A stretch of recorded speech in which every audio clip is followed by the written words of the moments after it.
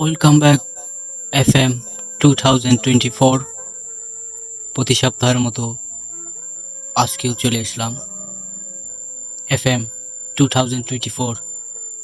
Hello listeners, আজকের এই সপ্তাহে আমাদের ঘটনা কালেক্ট হয়নি, সো আজকে আমরা আমাদের FM 2024 এর আরজে ফরিদ আহমেদ টনিক ভাই তার আজ থেকে 9 বছর 8 বছর আগের লাইফ স্টোরি, মানে তখনকার যে সিচুয়েশন তাকে ফেস করতে হয়েছে, এই বাস্তবটা এই 10 বছরে আমরা তুলে ধরবো আজকের এই FM এ। শুনতে থাকুন FM 2024। আমি আছি আরজে বুলেট, আর আমার সাথে আছে প্রাণপ্রিয় বড় ভাই ফরিদ আহমেদ ওরফে আরজে টনিক ভাই।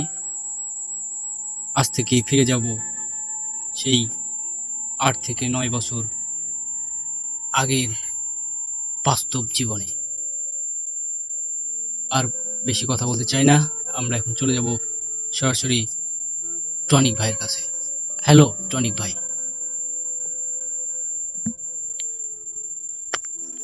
Thank you sweet boy RJ Bullet, সাথে অসংখ্য ধন্যবাদ আমার প্রাণ প্রিয়, অত্যন্ত ভালোবাসার প্রিয় শ্রোতা মণ্ডলী এবং দেশ বিদেশ অর্থাৎ যে যেখান থেকে আমার এই কথাগুলো শুনছেন কিংবা শুনবেন, সাদর সম্ভাষণ আপনাদের জন্য। আপনাদের ভালো লাগার অনুভূতি আমাদের কমেন্টে জানিয়ে দিন, যাতে আমরা আরো উৎসাহিত হই এবং অনেক সুন্দর সুন্দর গল্প আপনাদেরকে প্রেজেন্ট করতে পারি।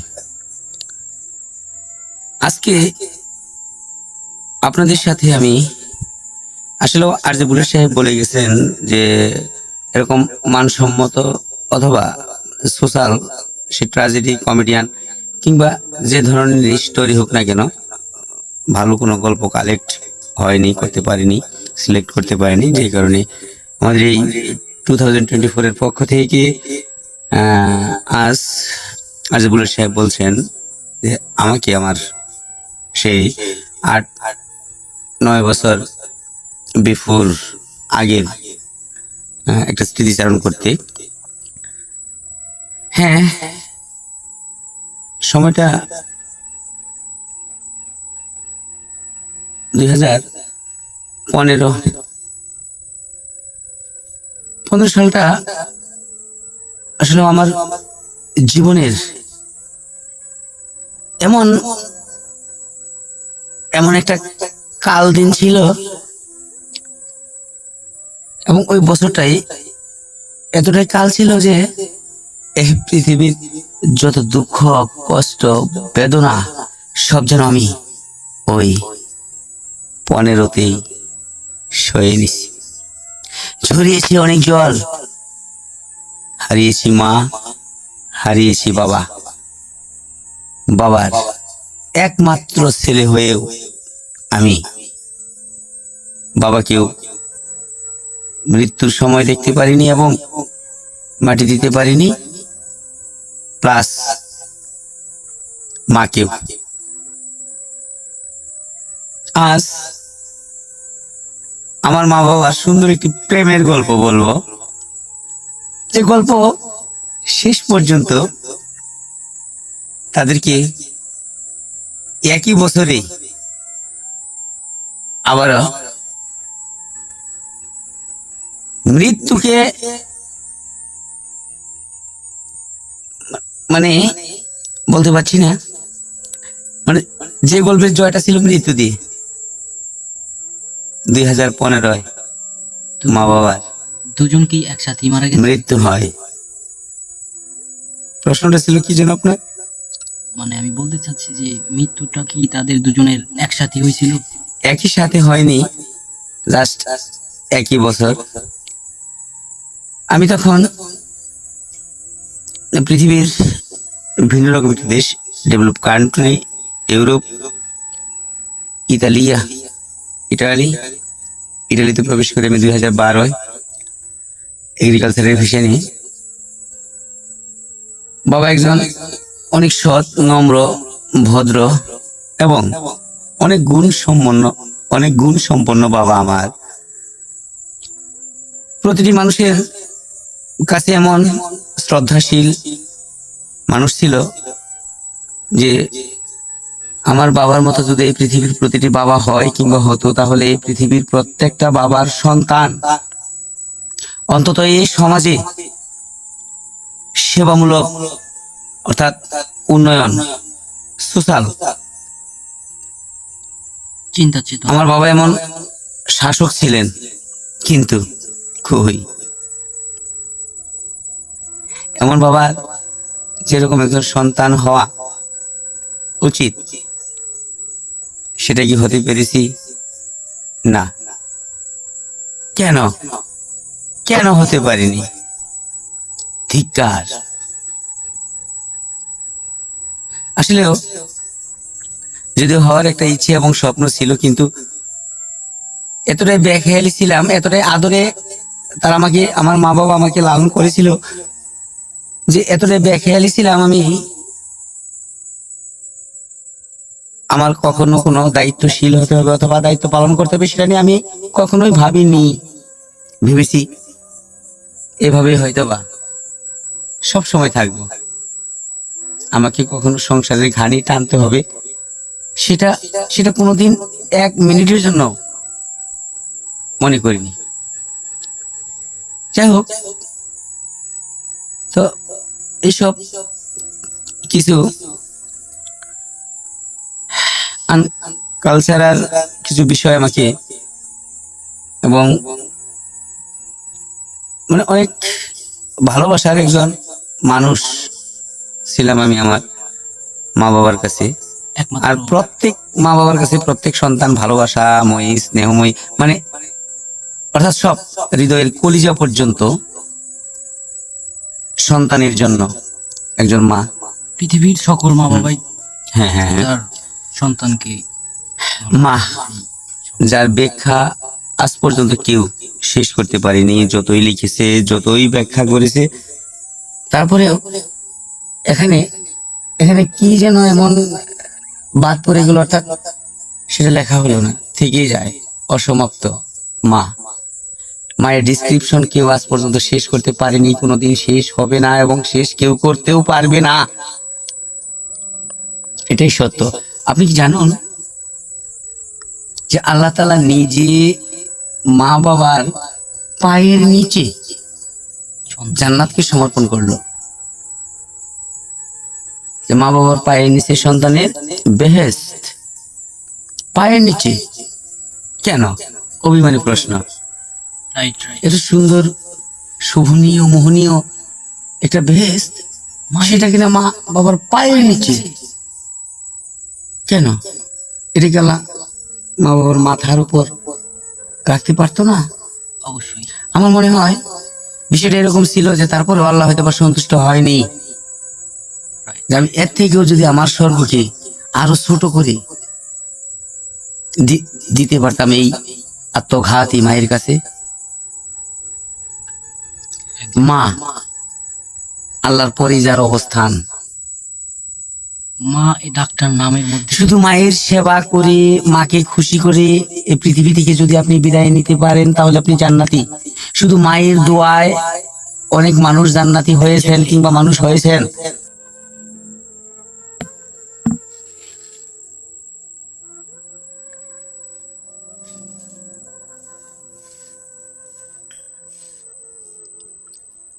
শুধু মাকে সেবা করার কারণে ওয়াইস করুনি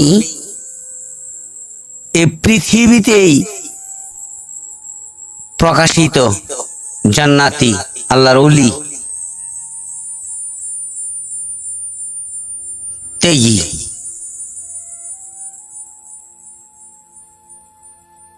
মাকে ভালোবাসতে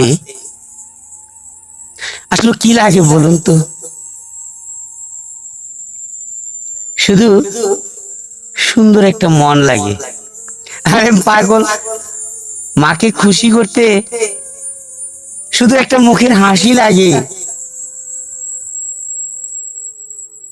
মাকে টাকা দিতে পারেননি, মাকে ভালো একটা কাপড় কিনে দিতে পারেননি, এই জন্য কি আপনার মা আপনাকে কখনো বাজে ভাষায় কথা বলেছে, অনাদরে রেখেছে? আমার মনে হয় না।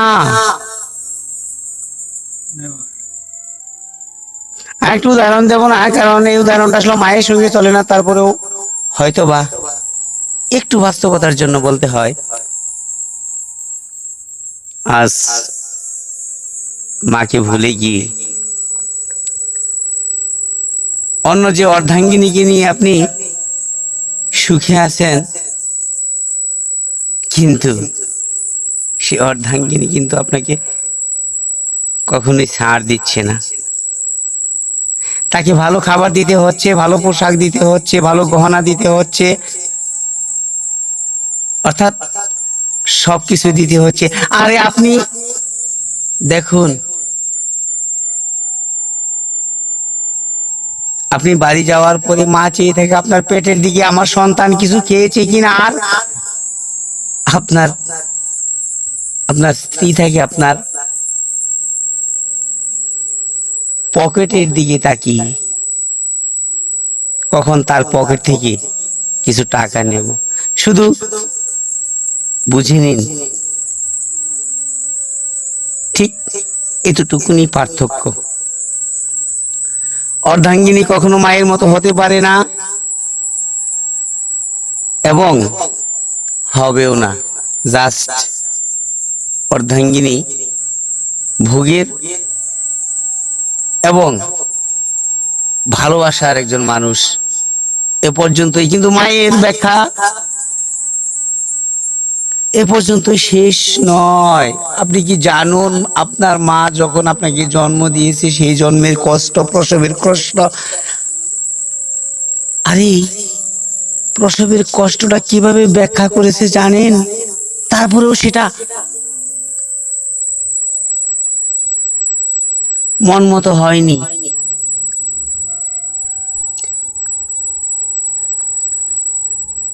বিজ্ঞান এটুকুনই প্রকাশ করেছেন যে আপনার দেহের 40টা হাড় যদি একসঙ্গে ভেঙে যায়, তখন যতটা যন্ত্রণায় আপনি কাতরাবেন, তার দ্বিগুণ, 3 গুণ, 4 গুণ, 5 গুণ, 6 গুণ বেশি কাতরিয়েছেন আপনার মা আপনাকে যখন প্রসব করেছে। আর এই প্রসবের এতটা কষ্টদায়ক যন্ত্রণার আর্ত চিৎকার মা তখনই ভুলে গেছেন যখন সে আপনার মুখটি দেখেছে। শত কষ্টেও মা আপনাকে বুকে জড়িয়ে ধরে পূর্ণিমার মতো হেসে দিয়েছে। সে মানুষ আপনি যদি মানুষ হন, আর যদি মায়ের এই কষ্টগুলো বুঝুন, তাহলে আপনার ভেতর থেকে যে অনুভূতি প্রকাশ হবে, সেটাই হবে মায়ের সেবা। আসুন, যেখানে মাকে সেবা করতে কোনো টাকা লাগে না, পয়সা লাগে না, ভালো খাবারের প্রয়োজন হয় না, ভালো পোশাকের প্রয়োজন হয় না, সেই মাকে আমরা একটু ভালোবাসা দিয়ে জড়িয়ে নিই।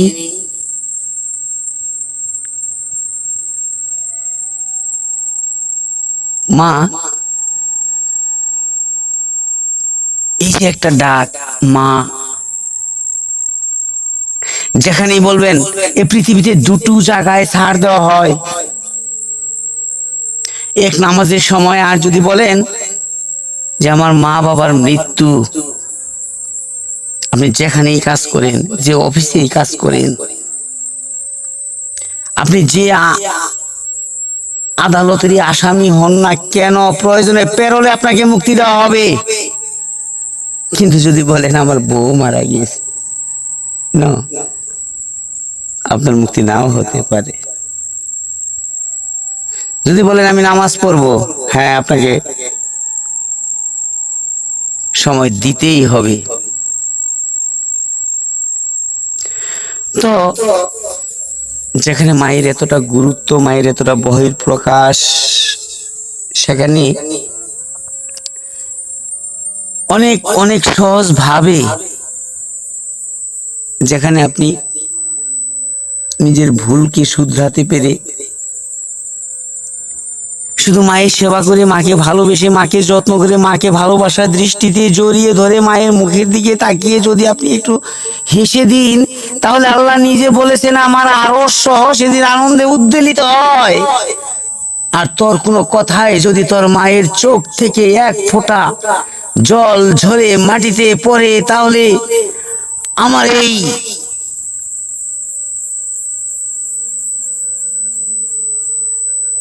এই আরশ সেদিন কম্পতিত হয় বেদনার ঝড়ে। আর নয়, আর যেন আমরা মা বাবাকে কষ্ট না দিই, আর যেন আমাদের একটা মা বাবাও আমাদেরকে ছেড়ে কষ্টে বেদনায় অনাথ আশ্রমের শিকার না হয়।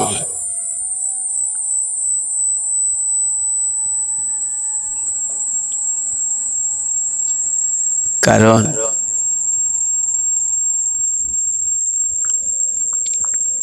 মাকে যখন হারিয়েছি, বাবাকে যখন হারিয়েছি, ঠিক তখনই বুঝতে পেরেছি হারানোর কি ব্যথা বেদনা। হারানোর আগে যখন শুনেছি, তখন খুবই স্বাভাবিক ছিল বিষয়গুলো। কিন্তু আসলে বাস্তবতা এমন একটা বিষয়, বাস্তবতার শিকার যতক্ষণ পর্যন্ত মানুষ না হয়, ততক্ষণ পর্যন্ত সে পরিপাটি হয় না। আর যদি মানুষ বুঝে এবং বুঝতে শিখে নিজেকে শুধরানোর চেষ্টা করে এবং শুধরাতে থাকে, তবে সে বুদ্ধিমান। বলতেছিলাম, আমার মা বাবা হারানোর এক বিশাল ট্র্যাজেডি, দুর্বিষহ, অনেক দুঃসাধ্য কষ্ট, যে যন্ত্রণা আমি সুদূর প্রবাসী থেকে তিলে তিলে সয়ে নিয়েছি। 2015 সাল তারিখ বলবো, 15 শুরুতে আমার বাবার স্ট্রোক জনিত কারণে উনি এই পৃথিবীর মায়া ত্যাগ করে পরবারে চলে যান। আসলে সেদিন ইতালির সময় ছিল রাত 2টার মতো।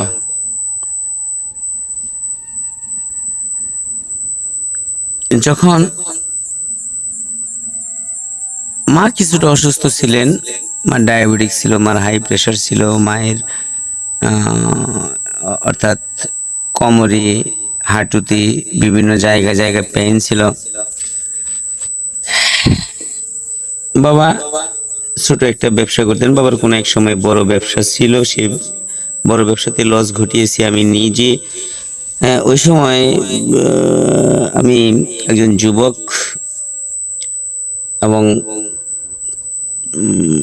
যৌবনের যে একটা আনন্দ, একটা উচ্ছ্বাস, অর্থাৎ সবকিছুই যখন আমি এগুলোর সাথে জড়িত হতে চাই কিংবা হই, তখন পরিবেশের সাথে কিংবা ভিন্ন ধর্মী কিছু কালচারের সাথে আমাকে অ্যাডজাস্ট হতে গেলে এখানে অর্থের বিশেষ কিছু প্রয়োজন হয়, যে বিষয়গুলো আমি সবসময় ট্রিগল দিতাম।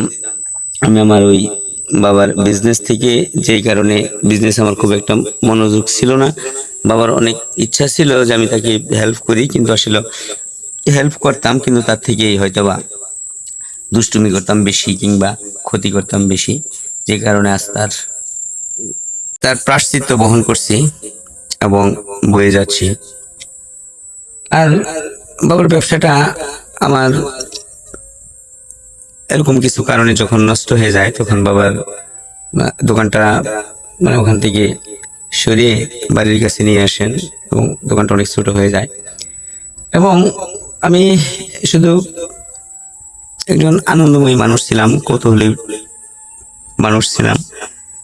আমার ভিতরে ছোট সময় থেকেই একটু উল্লাস কিংবা কমেডিয়ান কিছু বিষয় আমার ভেতরে কাজ করতে বেশি, ওভাবেই গড়ে উঠেছি।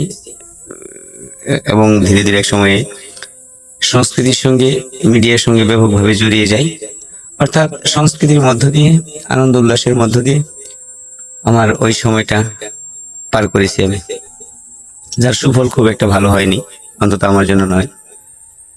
আজ তার প্রায়শ্চিত্ত বহন করতেছি অনেকদিন যাবৎ। তো বাড়ির কাছের ওই দোকান থেকে আমার বাবা যখন ফিরে আসে, আসার পরেও দিন তার ভালো লাগতেছিল না, সেজন্য একটু তাড়াতাড়ি চলে আসলো। এবং হয়তো বা শুরুতেই বলেছিলাম, আসলেও মানে সত্যি রিয়েলি এখানে মানে বাবার সম্পর্কে ভিন্ন রকম কিংবা মিথ্যে কোনো মন্তব্য করা আমি অবশ্যই এটা পছন্দ করি না এবং করবো না। আমার বাবা অত্যন্ত সৎ, নম্র, ভদ্র, অনেক গুণী এবং অনেক বুঝের সমাধানের একজন মানুষ ছিলেন। এ ধরনের একটা আধ্যাত্মিকতা কিংবা যৌক্তিকতা আল্লাহ তাআলা আমার বাবাকে দিয়েছিলেন। আমার বাবা মৃত্যুর 5-7 দিন আগে আমার বাবাকে আমার সমাজ অনেক শ্রদ্ধা করতো, ভালোবাসতো। তাকে গুণী মানুষ হিসেবে, একজন বিচারক হিসেবে তাকে সবসময় শ্রদ্ধা করত। সেই ক্ষেত্রে মসজিদের কেশিয়ারের দায়িত্ব পালন করেছেন আব্বা বেশ মানে অনেক বছর। সেই ক্ষেত্রে আব্বার মৃত্যুর 7 দিন আগে আমার বাবা মসজিদের কেশ বুঝিয়ে দেয় এবং আমাদের পরিবার নিয়ে, অর্থাৎ সেখানে আমাকেও হাইলাইট করছে আমার বাবা। আমাদের পরিবার অর্থাৎ বাবার জীবনাবলী, জাস্ট বাবার জীবনাবলীতে আমরা আমাদের পরিবারের মানুষজন অর্থাৎ আমি সবাইখানে আব্বার লেখালেখির একটা ঝোঁক ছিল প্রচুর। এমনিতেই আব্বা দলিল লেখক ছিলেন, অনেক কিছু লেখালেখি করতেন, সালিশনামা, আপোষনামা, এই সেই, হ্যাঁ, জমি কিংবা যে কোনো বিষয়ে কেস, মামলা, মোকদ্দমা, মানে অনেক কিছুতেই। হ্যাঁ, অনেক সময় বোর্ড অফিস অর্থাৎ ইউনিয়ন বোর্ড অফিসে বা করণিক হিসেবে অর্থাৎ কেরানি হিসেবে দায়িত্ব পালন করেছেন। সেখানে আমার বাবা আমাদের মানে পরিবারের একটা বিষয় তুলে ধরেছেন, তার জীবনের হয়তো বা এটাই শেষ লেখা ছিল, শেষ গল্প ছিল। সেখানে কেন এমন হলো এই বিষয়গুলো, অর্থাৎ আমার কারণে আমাদের ফ্যামিলিতে যে দারিদ্রতার ভাবমূর্তি চলে এসেছে কিংবা পরিস্থিতির শিকার হচ্ছে আমরা, তাদের জন্য আমি দায়ী। এই জন্য প্ল্যান করে আমাকে আমার শ্বশুর বাড়ির অর্থাৎ আমার 2 শ্যালক এখনো ইতালিতে আছেন, আমার শ্বশুর শাশুড়ি। আমার শ্বশুর সিটিজেনশিপ অর্থাৎ ওদেশের গ্রিন কার্ড পাওয়ার পর ফ্যামিলির সবাইকে যখন নিয়ে যায়, তখন ওনারা প্রায় 22-24 বছর আমার শ্বশুর শাশুড়ি ওদেশে অবস্থান করেন। তার পরিবারের 2 ছেলে,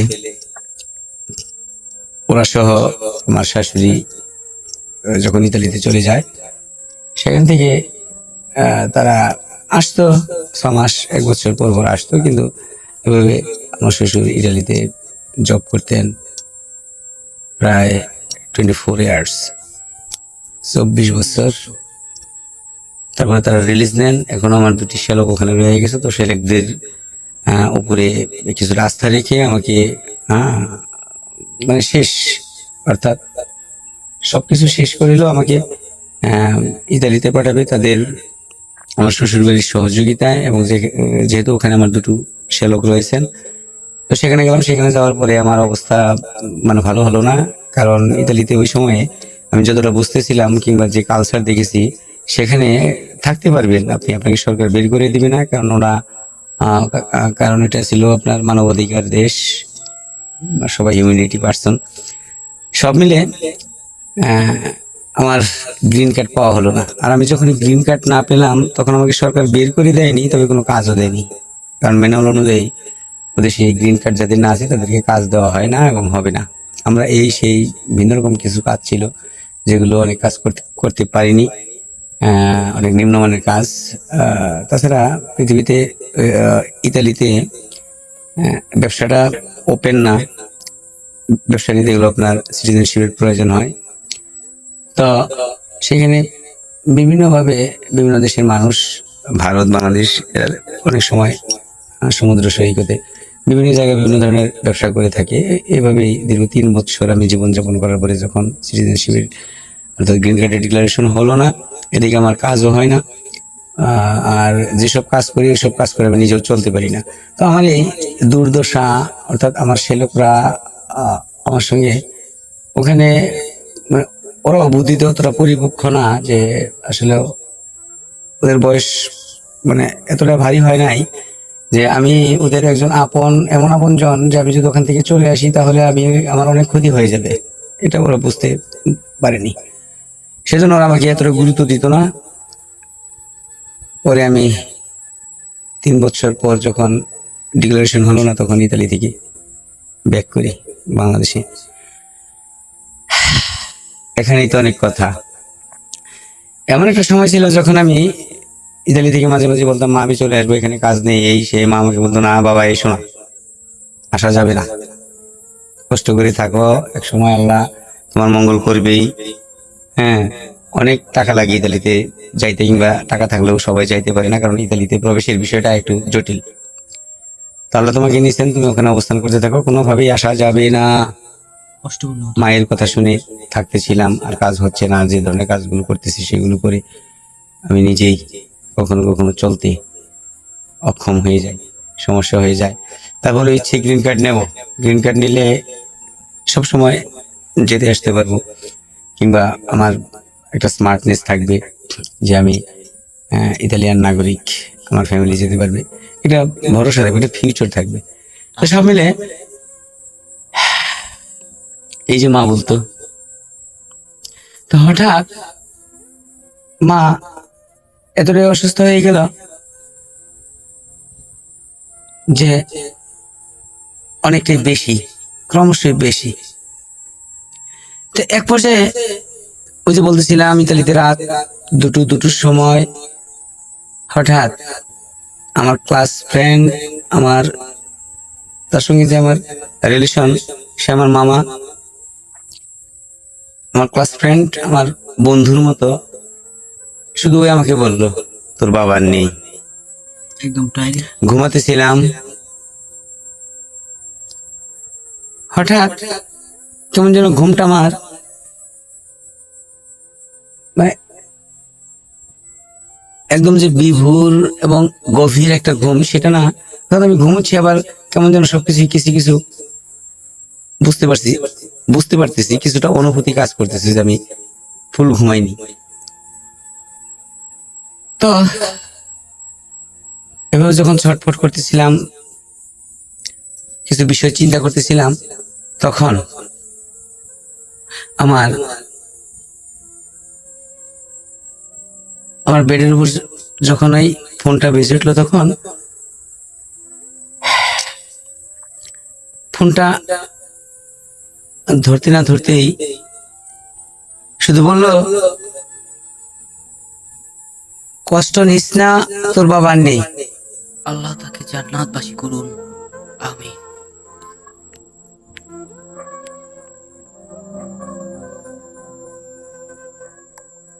অতঃপর থমকে গেলাম আমি,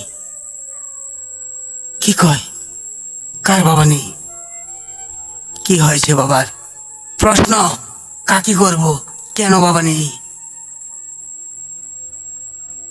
উত্তর এলো আবারও ফোনে, স্ট্রোক জনিত কারণে তোর বাবা এই পৃথিবীর মায়া ত্যাগ করে আল্লাহর ডাকে সাড়া দিয়ে পরপারে চলে গিয়েছেন।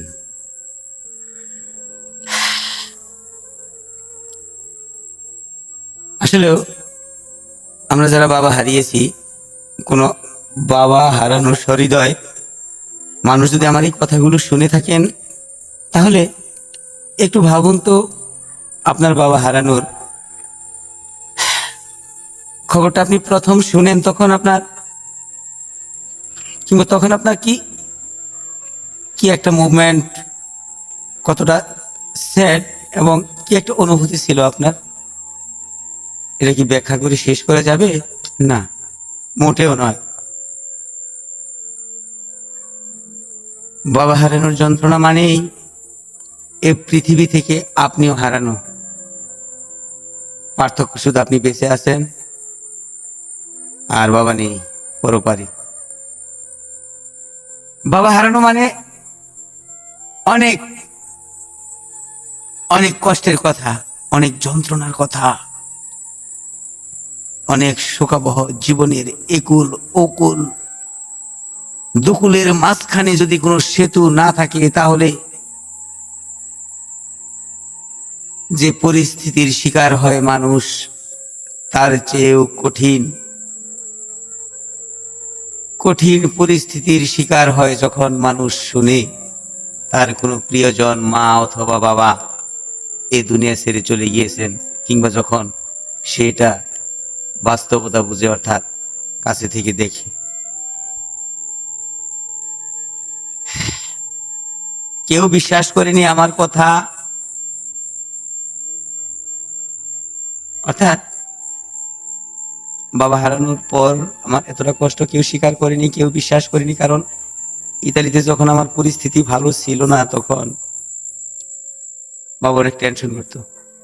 আমি যখন ইতালিতে প্রবেশ করি, তখন এর ম্যাক্সিমাম টাকাই বাবা ঋণ করে আমাকে পাঠিয়েছিল,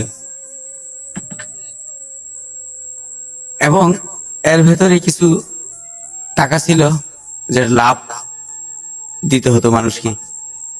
বিবিধ টেনশন, আবার ওদিকে আমার অবস্থা ভালো নয়, আমার কাজ নেই, আমি সিটিজেনশিপ পাচ্ছি না, কিংবা সিটিজেনশিপ না পেলে এখানে কাজ হয় না, কাজ করা যায় না। সেখানে আমার এই কষ্ট, অর্থাৎ কাজহীন মানুষ, এই যে এদিকে এত সমস্যা, এত টাকা ঋণ, আবার আমার অবস্থা ভালো নেই, সর্বোপরি আব্বা যে টেনশন করতো, সেই টেনশন হয়েছিল তার কাল, আমার ইতালিটা হয়েছিল তার কাল। এবং ওদিক থেকে যখন আমার মুখ থেকে উচ্চারিত হয়, বাবা আমি ভালো নেই, আমার কাজ নেই, এদিক থেকে শুনতে পেতাম বাবা মায়ের কি কষ্ট, কিভাবে প্রকাশ করব।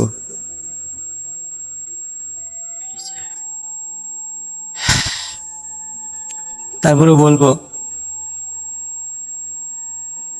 তোর বাবা নেই একথা শোনার পর যখন আমি হাউ মাউ করে কেঁদে উঠলাম, চারদিক অন্ধকার, সবাই ঘুমাচ্ছিল। যে রুমটাতে ছিলাম, আমাদের 5-7 জনের বসবাস ছিল সেখানে। অর্থাৎ আমি যখন হাউ মাউ করে কেঁদে উঠলাম, তখন সবাই ঘুম থেকে আমার এই কান্নার আওয়াজ শুনে তারাও খুব বিষণ্ণতার সাথে জেগে উঠলো, এবং আমাকে প্রশ্নগুলো এমন করছি কেন। যখন বললাম, বলতে না বলতেই আমার এক টিচার ছিল, নাজমুল স্যার, উনি দেশের টিচার ছিলেন হাই স্কুলে, তারপরে ইতালিতে প্রবেশ করেন, এবং উনি সিটিজেনশিপ নিয়েই গেছেন এদেশ থেকে। সব মিলে স্যার, অর্থাৎ শিক্ষক, যার চরণেও ছাত্রের বেহেশত আমি মনে করি। তো সেখানে এই স্যার আমাকে অনেক স্নেহ করতো, আমাকে অনেক ভালোবাসতো। আমার বিভিন্ন বিহেভিয়ার কারণে কিংবা আচরণের কারণে সেই স্যার আমার কাছে চলে এসে আমাকে সান্ত্বনা দিতে লাগলো। আমি আমার বেড থেকে নিচে নেমে গিয়ে আরো যখন কান্নায় ভেঙে পড়ছিলাম কিংবা বিভিন্ন রকম অনুভূতি প্রকাশ করতেছিলাম, তখন সে আমার স্যার, নাজমুল স্যার, আমাকে তার বুকের সাথে মিলিয়ে, বুকে বুক মিলিয়ে সে আমাকে এত মধুর যদিও সেটা বেদনা বেদর ছিল, কিন্তু তারপরেও এই সত্য মেনে নিতেই হবে, মানুষ মরণশীল। এ পৃথিবীর সবাই মরে যাবে, আমিও মরে যাব। এসব কথার মধ্য দিয়ে আমার স্যার যখন আমাকে অনেক সান্ত্বনা দিলেন, তারপর আমি একটু শান্ত হলাম। কিন্তু ভেতরে ছিল আমার বাবা হারানোর যে স্মৃতিগুলো আমার চোখের সামনে ভেসে উঠেছিল, অর্থাৎ সেই স্মৃতিগুলোকে আমি মনে করতে না করতে, অর্থাৎ ওদিক থেকে আমার অনেক কষ্টের কথা বলতে হয় এবং এদিক থেকে আমার অনেক কষ্টের কথা শুনতে হয় বলে আমি বাবাকে অনেকদিন ফোন দেই না। কারণ আমরা কেউ কারো কোনো কষ্টের কথা শুনবো না, কারণ এত কষ্টের ভেতরে কাজ নেই। আমার বাবার অনেক নির্মম পরিহাসের কথা ভালো লাগে না, অভিমান করে বাবারে অনেকদিন ফোন দেই না। কতদিন ফোন দিই না সেটা জানি না, তবে শেষ পর্যন্ত জানতে পেলাম এভাবে আমি বাবাকে দীর্ঘ 9 মাস ফোন দেইনি। আমি লজ্জিত বলি। আমার এই ভাষাটুকু, আমার এই কথাটুকু আমি কাউকে বুঝাতে পারিনি। আমি যখন ইতালি থেকে ব্যাক করি, তার আগে বলেছিলাম মা বাবার প্রেমের, ভালোবাসার একটা গল্প বলবো, যে ভালোবাসার জয় হয়েছিল মৃত্যু দিয়ে। বাবার সুখ ভেতর থেকে কাটতে না কাটতে এই মানুষটা আমি আবারও খুব তাড়াতাড়ি শুনতে পেলাম আমার মা এতটা ভেঙে পড়েছেন। উনি আগে থেকে যেহেতু অসুস্থ ছিলেন, মাও আর বাঁচবে না। ও আল্লাহ, একই শোনালে। এমন কি দোষ করেছি আমি? তুমি আমাকে মাফ করে দাও প্রভু, তুমি আমাকে মাফ করে দাও। আমি বাবাকে স্পর্শ করে দেখতে পারিনি। বাবার শেষ সময়ে, বাবার মৃত্যু সজ্জায় বাবাকে আমি সেবা করতে পারিনি, বাবাকে আমি মাটি দিতে পারিনি। প্লিজ এভাবে আমার বুক থেকে আমার মাকে প্লিজ প্লিজ কেড়ে নিও না বিধি। আমাকে আমার মাকে ভিক্ষে দাও। অন্তত মৃত্যুর সময় মায়ের কাছে থাকতে চাই আমি। না, এতটাই পাপী যে আমি, আল্লাহ আমাকে ক্ষমা করেননি। যেখানে আমার মনের ভেতরে সব সময় আমার মা বাবার কঠিন আনকমন একটা সেবার মন ছিল আমার। তাদের প্রতি আমার এতটা শ্রদ্ধা, সম্মান, ভালোবাসা, অর্থাৎ তাদের থেকেই তো আমি মানুষ। আমি খুবই ভিন্ন রকম একটা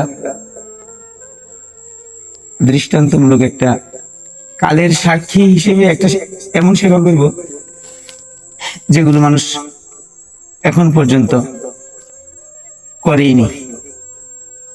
ভিন্ন রকম কিছু সেটা হয়নি। আল্লাহ আমাকে কেন ক্ষমা করেনি জানি না, নাকি আল্লাহ আমাকে কোনো পরীক্ষায় ফেলেছেন সেটাও জানি না। আল্লাহ, আপনি আমাকে ধৈর্য দিন, আমাকে সবকিছু সয়ে নেওয়ার তৌফিক দিন। এ কথা বলেই ওই যে বলেছিলাম, মা সবসময় বলতো না আসা যাবে না, চেষ্টা করো, তারপরে একসময় ভালো হয়ে যাবে। কখনোই আসা যাবে না, আসবে না। এই যে একটা আপনাকে সান্ত্বনা দিত মা, হ্যাঁ, সান্ত্বনা দিত বুলেট সাহেব। যে মা আমাকে সান্ত্বনা দিত, তুমি এভাবে চলে এসো না, তাহলে তোমার অনেক সমস্যা হয়ে যাবে, তোমাকে থাকতেই হবে। আর সেই মাই আমার বাবার মৃত্যুর পর আমার এই অসুস্থ মা এতটাই ভেঙে পড়েছিল যে হঠাৎ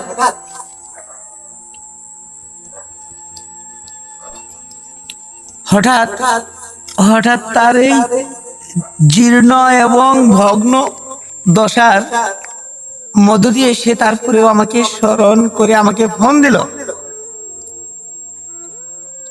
আমি তখন ইতালির একটা রোডে ছিলাম। আমার অনলাইনে ইমুতে একটা ফোন দিল আমার মা। সে যে দেখেছিলাম মায়ের চেহারা, মায়ের মুখ, আর তারপর বাস্তবে দেখিনি। ফোন দিয়ে বলল যে মা আমাকে বারবার বারংবার বলতো তুমি তুমি চলে এসো না, আসা যাবে না। বাবার মৃত্যুর পরও বলতো তুমি এসে কি তোমার বাবাকে পাবে না, বাবা তুমি চলে এসো না, থাকো, তোমার ভালো হবে। যে মায়ের সান্ত্বনায় অন্তত বেঁচে থাকার একটু একটু পরশ খুঁজে পেয়েছিলাম, হঠাৎ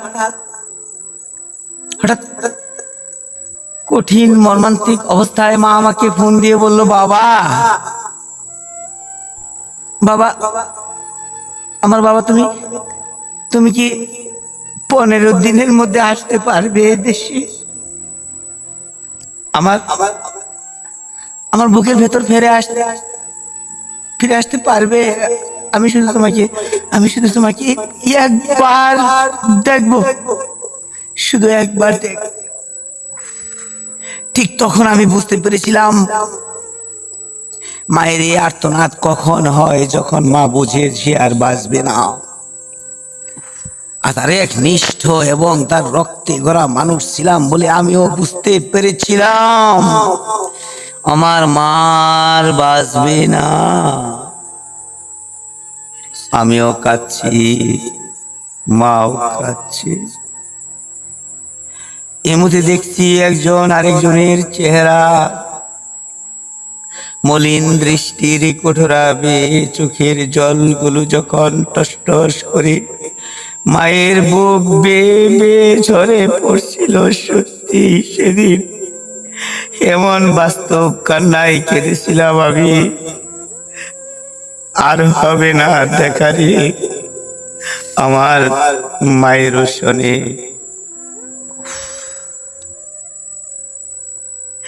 এই হতভাগা আমি বিমানের টিকিট করতে পারিনি, মায়ের শেষ কথাও রক্ষা করতে পারিনি, আমি যেতে পারিনি 15 দিনের মধ্যে।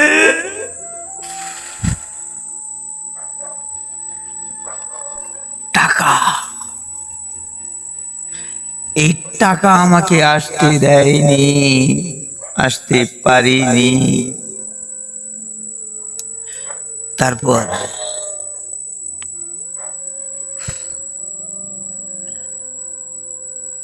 এমন অশ্রু সজল অবস্থায় রাতের পর রাত, দিনের পর দিন, এভাবে হয়তোবা 20 থেকে 25 দিন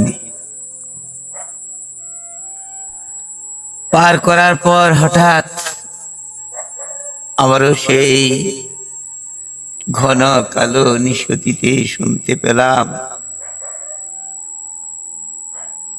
বলেছিলাম না একটু ভালোবাসার গল্প বলবো।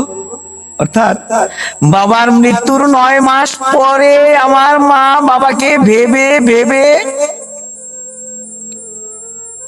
চলে গেল বাবার কাছে, আমাকে একা করে।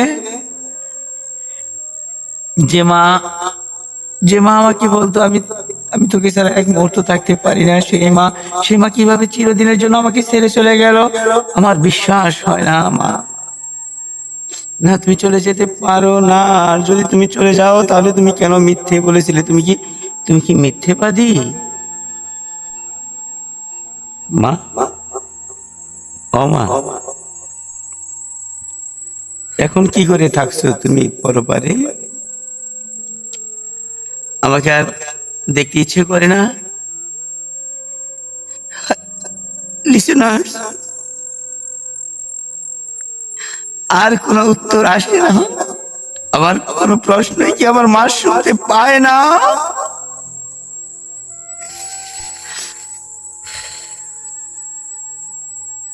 আসবে না, ওখান থেকে আর কোনো উত্তর আসে না। এটাই নিয়তি, এটাই নিয়ম, এটাই প্রকৃতি।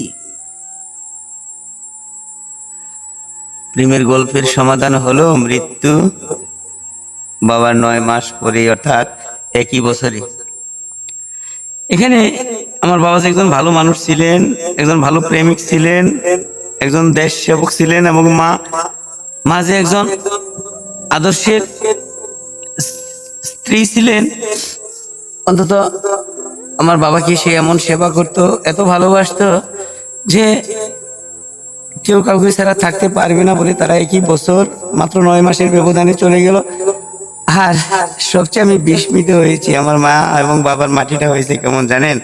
এটা আমি বলেছি যে স্বামীর পায়ের নিচে স্ত্রীর বেহেশত, এই কথার সত্যতা আজ আমার মা বাবার মধ্যেই নিহিত হলো। আমি শুকরিয়া জানিয়েছি আল্লাহকে, কারণ আমাদের গোরস্থানটাতে যখন অর্থাৎ নাক বরাবর খাড়া লাইন হয়, ওই খাড়া লাইনের মানে শুরুতে আমার বাবা, তারপরে আর কোনো মানুষের মাটি হয়নি, ওটা আবার অন্য লাইনে চলে গেছে যদি কেউ মারা গেছে। আমার মায়ের মৃত্যুর পর হঠাৎ আমার মায়ের সিরিয়ালটা আবার হঠাৎ আমার বাবার পায়ের নিচে, অর্থাৎ পায়ের অগ্রভাগে যে জায়গা ছিল সেই জায়গাতে আমার মায়ের কবর খনন হয়েছে। এবং আমার মা বাবা অর্থাৎ মৃত্যুর পরেও একসঙ্গে শুয়ে আছেন এবং বাবার পায়ের নিচে। আমি মনে করি আমি ধন্য যে বিধাতা আমার মা বাবাকে কেড়ে নিলেও অন্তত পৃথিবীতে প্রমাণ করিয়ে দিয়েছেন যে স্বামীর নিচে স্ত্রীর বেহেশত। আর এটা যদি সত্যি হয় তাহলে আমার মা আমার বাবার পায়ের নিচে অর্থাৎ বেহেশতে অনেক সুখে ঘুমিয়ে আছেন। আমি সব দুঃখ ভুলে যাই বিধি, যদি তোমার এই কথাটুকুর বাস্তবতা ঘটে। প্লিজ হে প্রভু, আমি যদি বেশি পাপ করে থাকি, আমি নরকী হলেও আমার কষ্ট নেই বিধি, তারপরেও তুমি আমার মা বাবাকে, আমার মা বাবাকে বিধি তুমি স্বর্গ দিও বিধি। আর কিছু চাওয়ার নেই, কোনো লোভ নেই। এটাও প্রমাণ করেছি বিধি আমি খারাপ হইনি, এত কষ্টের ভেতরে থেকেও নষ্ট হয়নি।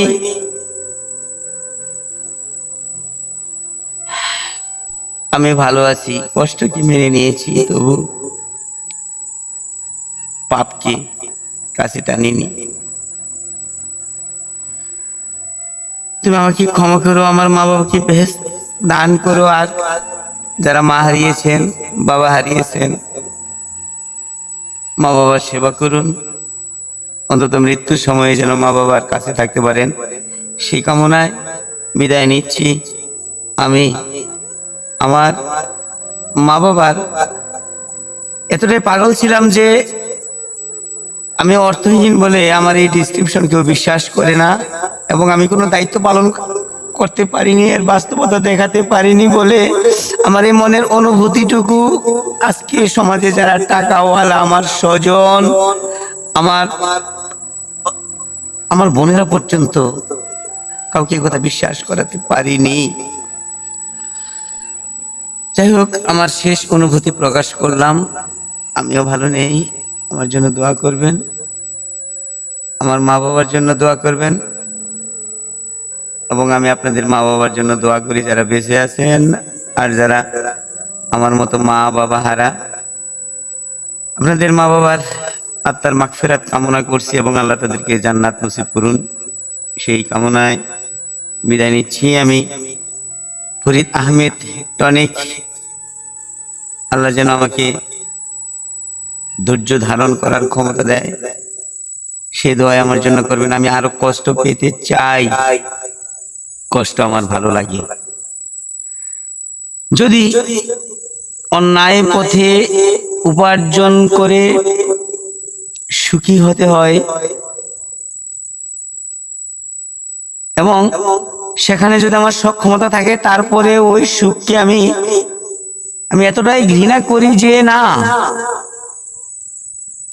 এর থেকে সৎ পবিত্র কষ্টের জীবন অনেক মধুর জীবন, কষ্টের মধ্য দিয়ে যেন বাঁচতে পারি। আল্লাহ যেন সুস্থ রাখেন, সেই দোয়া চেয়ে বিদায় নিচ্ছি। আল্লাহ হাফেজ, শুভরাত্রি। হয়তোবা আবারও চলে আসতে পারি, জানি না কখন কোন গল্প নিয়ে।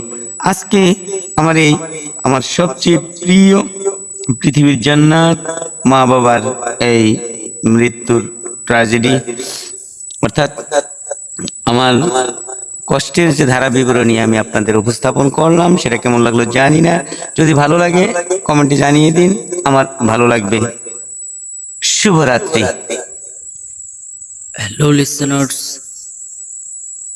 আমরা এখন বিদায় নিচ্ছি। সেই পর্যন্ত সুস্থ থাকুন, ভালো থাকুন, এই প্রত্যাশায় রইল। বেঁচে থাকলে আবার কথা হবে, আবার দেখা হবে, যদি আমরা সবাই একই পথে থাকি। সব সময় আমরা ভালোর সাথে আছি, ভালোর সাথে থাকতে চাই। আল্লাহ হাফেজ।